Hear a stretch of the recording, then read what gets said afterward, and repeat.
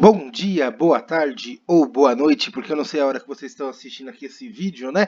Então por isso que eu começo desse jeito, que aí eu já contemplo todos os horários e fica tudo bom já para vocês.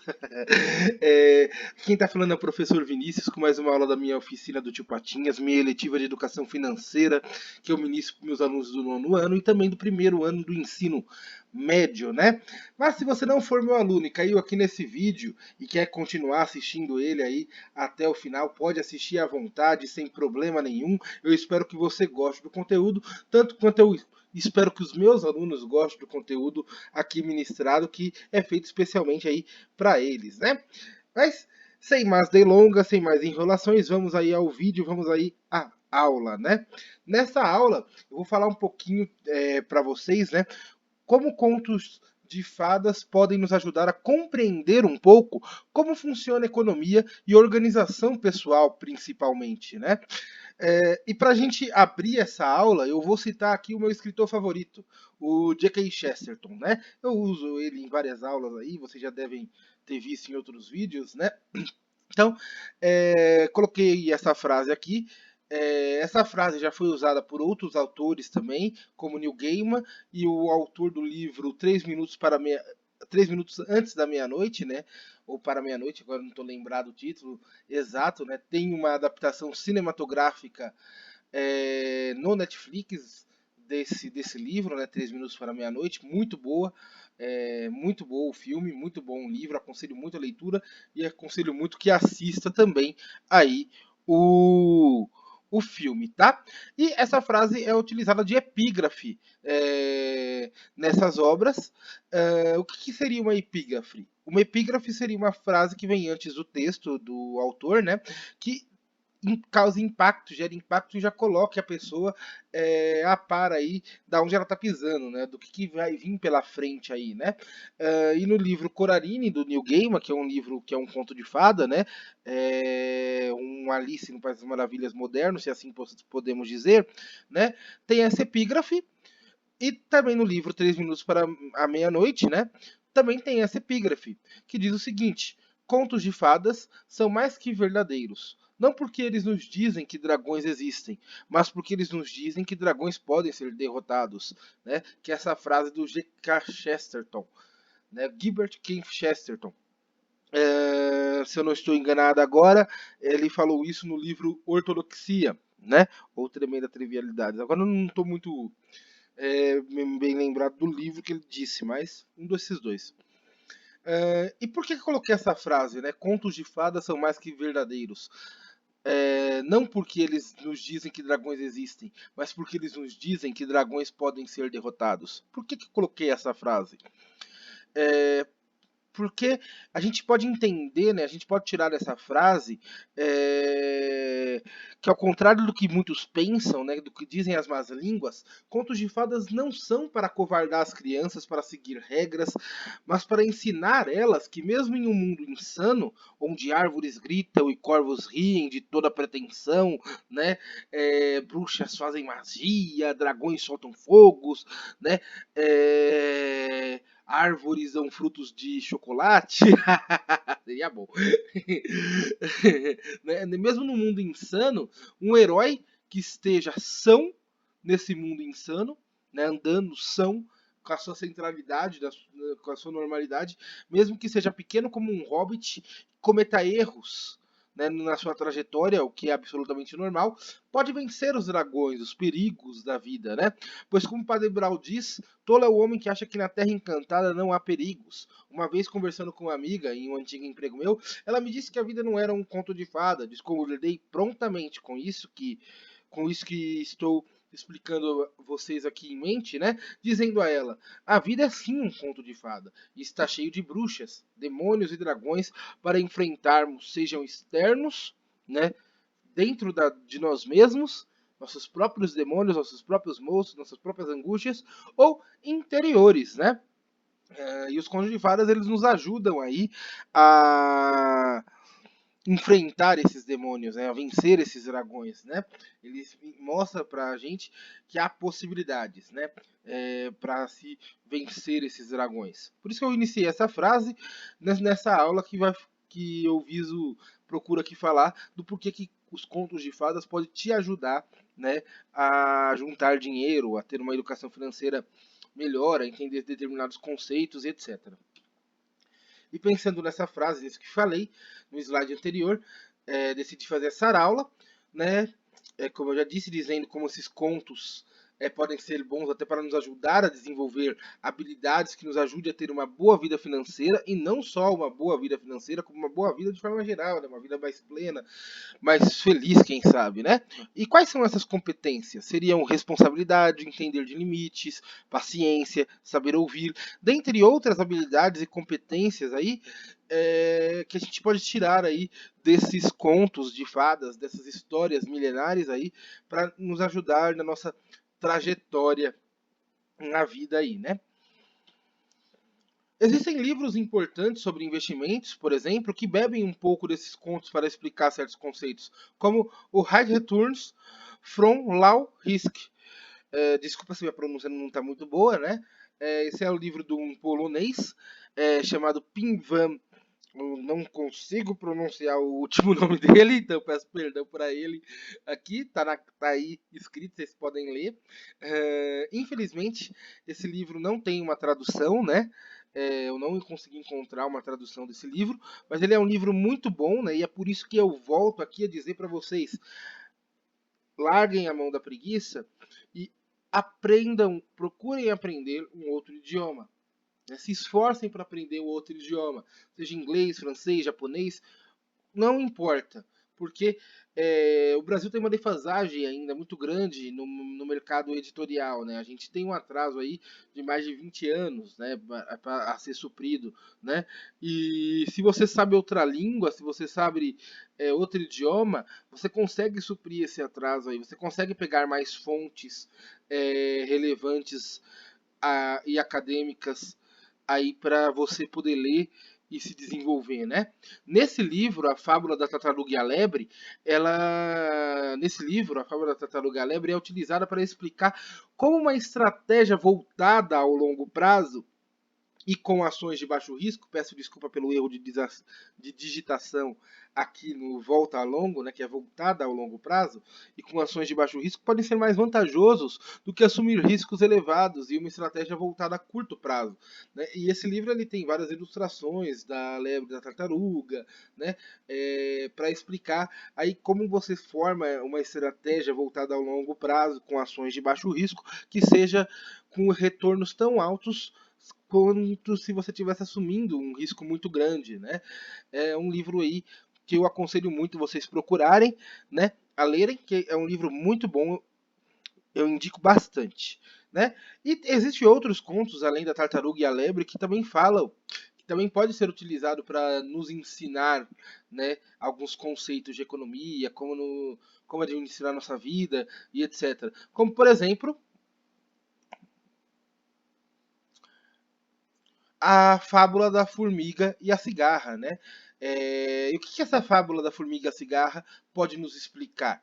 O conceito, por exemplo, de preferência temporal, que é um conceito que trata a respeito da escolha de investimento e consumo de bens em relação ao tempo, né? Esse conceito ele foi desenvolvido inicialmente pelos economistas William Stanley Jevons, esse senhor aqui da foto, o Eugen von Bombabecker, né, que é esse outro senhor, e aperfeiçoada por Knut Wicksell,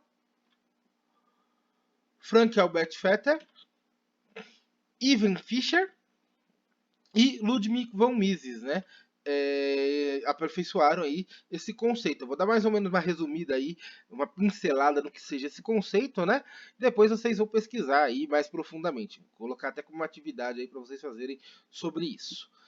Esse conceito ele vem para explicar como agimos dentro do tempo, que é algo sempre escasso. Aliás, o bem mais escasso de todos, né, e por isso tão valioso, e por isso tempo é dinheiro, né, é o tempo. Né?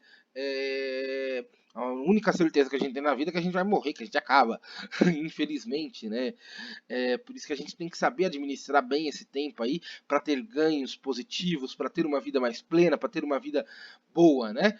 Então, quando os agentes econômicos, não sei se vocês lembram do que é agente econômico, eu coloquei na segunda videoaula uma explicação aí mais ou menos do que seja agente econômico, né, da oficina do Tio Patinhas. Eu vou colocar um cardzinho aqui nesse vídeo para vocês poderem relembrar aí o que é agente econômico. Quando os agentes econômicos agem, né, eles agem geralmente com o intuito de sair de uma situação não satisfatória para algo melhor, mais satisfatório.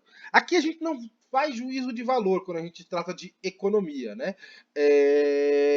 Mesmo porque as escolhas de alguém fica muito no campo subjetivo, muitas das vezes, né? Eu posso gostar muito de Halloween e você pode odiar muito Halloween. Para mim, comprar coisas de Halloween pode me tirar de uma situação não satisfatória para uma situação muito satisfatória, como realmente me coloca numa situação muito mais alegre, né? Mas para você, se você comprar coisas de Halloween, pode te deixar mais triste, né? Então, existe essa subjetividade, né? E em economia a gente não julga muito isso, né? A filosofia pode cuidar desse campo, né? Pode julgar aí, estudar a moralidade das escolhas, se é bom, se não é, e etc. Né? Mas em economia, os agentes econômicos, a gente vai ver só que a pessoa faz escolhas, né, de acordo com a personalidade dela, a gente imagina, voltadas a sair de uma situação não satisfatória para algo mais satisfatório, dentro da concepção aí que ela tem do que seja satisfatório ou não para ela, né? E em economia não há um julgamento de valor aí, né? Então, geralmente, essa preferência temporal por mais, geralmente demonstra uma preferência por mais bens ao invés de por menos bens, né? Ela também leva em conta o momento futuro em que suas metas serão atingidas, o tempo necessário para realizá-las. E como o tempo é algo escasso e os recursos de consumo também é algo escasso, a questão do prazo presente ou futuro é importante e a preferência temporal trata dessa escolha, né? Então, o que vem a ser essa preferência temporal, né?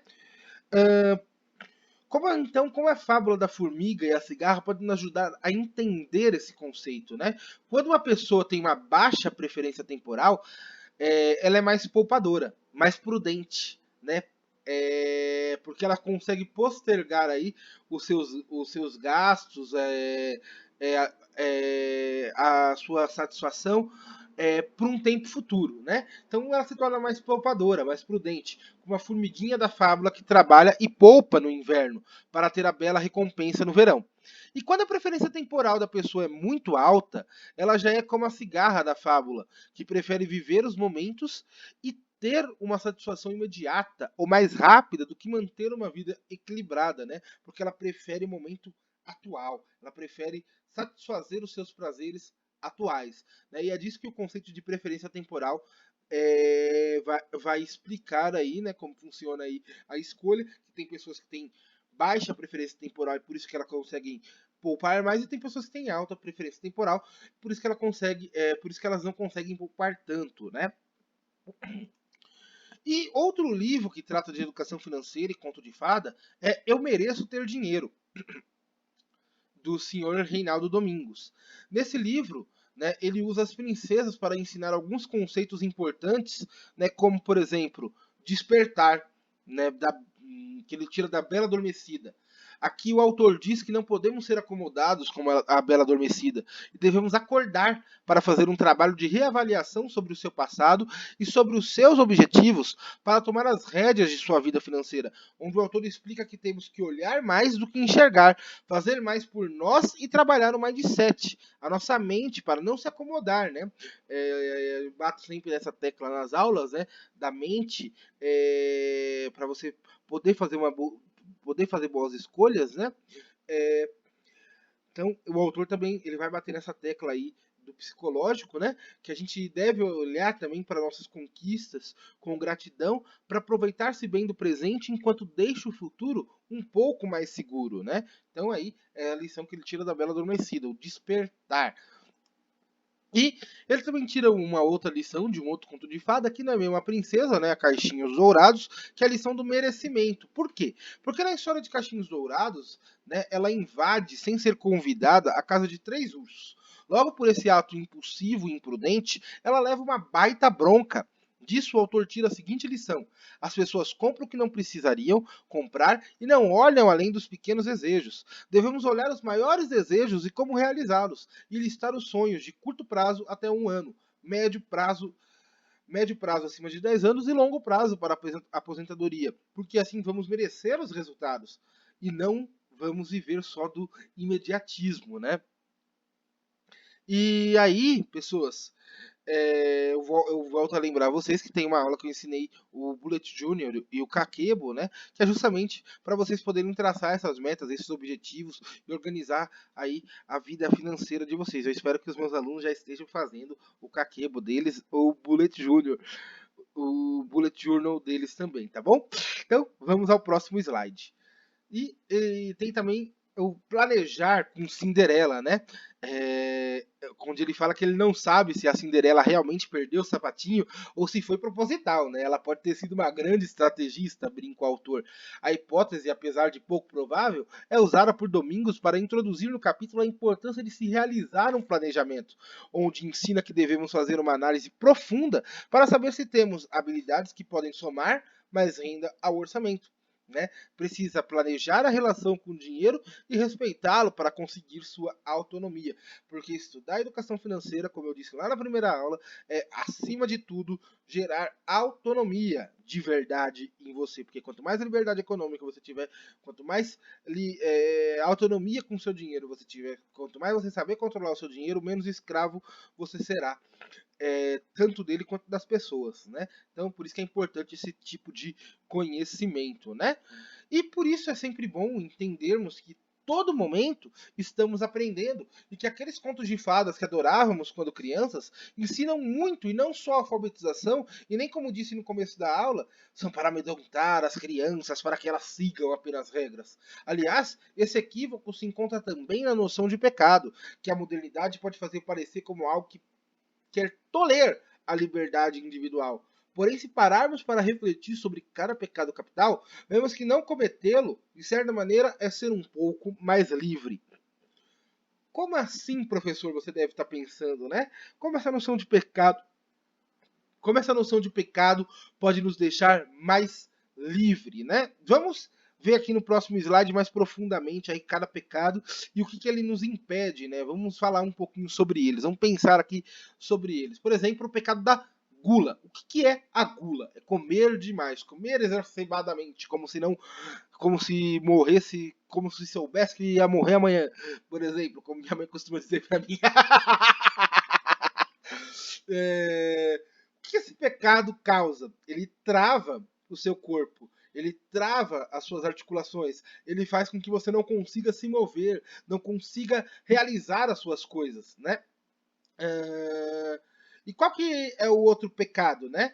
O outro pecado é o pecado da ira, né? E que o pecado da ira trava, né? O pecado da ira trava a nossa visão. Por que o pecado da ira trava a nossa visão? Porque quando a gente está com raiva, quando a gente está nervoso, quando a gente está muito ansioso, muito raivoso, a gente não consegue pensar, não consegue enxergar soluções, só consegue enxergar e ampliar os problemas, mesmo que esse problema seja só um copo fora do lugar. Então ele trava a nossa capacidade de enxergar, trava a nossa visão, fazendo a gente cometer erros ainda piores que só piora a situação, né? E a inveja, o que a inveja nos trava? A inveja nos trava de conhecer e aprender com o outro. Porque se eu tenho inveja da situação do outro, que é melhor que a minha, se eu tenho inveja do que o outro tem, por achar que o que o outro tem é melhor que o meu, eu nutro uma certa raiva desse outro, né? E aí, a partir dessa raiva que a inveja nutre dentro de mim, eu não consigo ver como essa pessoa, o que essa pessoa fez para chegar onde está, né? Como ela conseguiu juntar o dinheiro dela, né? Por exemplo, né?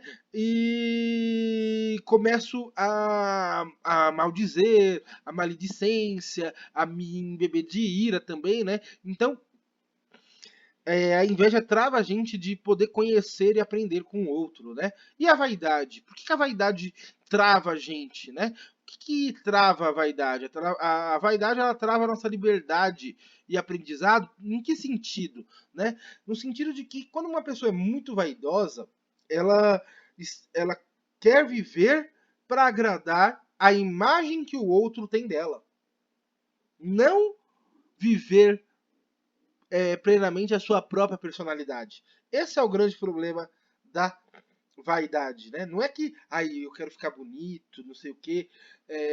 Não é isso a vaidade. A vaidade é você querer é, você deixar de ser você mesmo, deixar de fazer suas próprias escolhas, né? Para criar uma imagem que os outros falem bem de si, né? Isso que é a vaidade, porque eu quero que os outros me vejam sempre bem, né? E aí, com esse medo de ser mal visto, eu não realizo as coisas pelas quais a minha personalidade se condiz mais, né? Eu deixo de me conhecer, né? Então por isso que ela trava a nossa liberdade, né? E a luxúria, por que a luxúria trava? A luxúria trata dos pecados dos pecados capitais carnais, né, mais carnais. Então ele vai o que esse pecado trava? Trava conexões mais profundas. Por quê? Porque geralmente uma pessoa que tem luxúria quer viver só pelos prazeres, né? Viver só pelos prazeres da carne, viver só pelos prazeres da vida, né? E quando uma pessoa vive só pelos prazeres, ela não se conecta mais profundamente com algo ou outra coisa, né? Ela perde essa conexão que consequentemente vai fazer ela perder também de conhecer e de aprender, né? E a avareza? Ah, você está numa aula de educação financeira que fala para mim juntar mais dinheiro e vai falar mal da avareza, professor? Que é isso, né? Porque tem uma diferença entre ser avarento e respeitar o dinheiro pelo que ele é, para se tornar rico de uma maneira plena, sabendo utilizar o recurso para realizar coisas boas, tanto para você quanto para os outros, e para fazer e realizar as suas metas para você viver suas experiências, né? Que é o entendimento de que o dinheiro ele é recurso, né? E que por isso que é importante a gente traçar metas para para que a gente está juntando tal quantia, né? Para fazer uma viagem, para comprar uma casa, para ter uma aposentadoria e conseguir pelo menos manter o meu estilo de vida que eu tenho hoje, né? Então, quando a gente entende o dinheiro como recurso, a gente não está sendo avarento, né? A gente está sendo avarento quando a gente entende o dinheiro como item de coleção, né? E passa a não fazer mais absolutamente nada na vida para que para ficar admirando só esse item de coleção, né? E não é isso que a educação financeira prega. A educação financeira prega juntar dinheiro, sim, porém com metas, né? O que você quer fazer com o dinheiro que você junta? Comprar uma casa, comprar um carro, viajar, estudar mais, né? Então, ter uma reserva de emergência por questões de saúde, né? Então, é isso que que a educação financeira traz aí, o bom uso do dinheiro para não cair na avareza que trave as nossas experiências na vida. E a preguiça, o que a preguiça trava na nossa vida, né? É óbvio, né? A preguiça trava a nossa capacidade de sempre poder mais, de sempre poder realizar mais. Porque quando eu tenho preguiça, né? Quando eu tenho preguiça, eu não quero fazer nada. Eu quero ficar de boa deitado. Ah, tô nem aí pro mundo. Tem gente que fala que a vantagem da preguiça é que ela me impede de realizar todos os outros pecados. Né? Mas ela também nos impede de viver, né? Então não tem vantagem nenhuma em ser preguiçoso, porque ela tira a nossa capacidade aí de realizar as coisas, de fazer as coisas sempre mais, né? Então, por isso que até a noção de pecado, se a gente estuda mais seriamente, se a gente olha para ela mais seriamente, sem o preconceito de que veio do cristianismo e não sei o que, né? A gente percebe que essa noção de pecado, ela nos ajuda a nos libertar de verdade, né?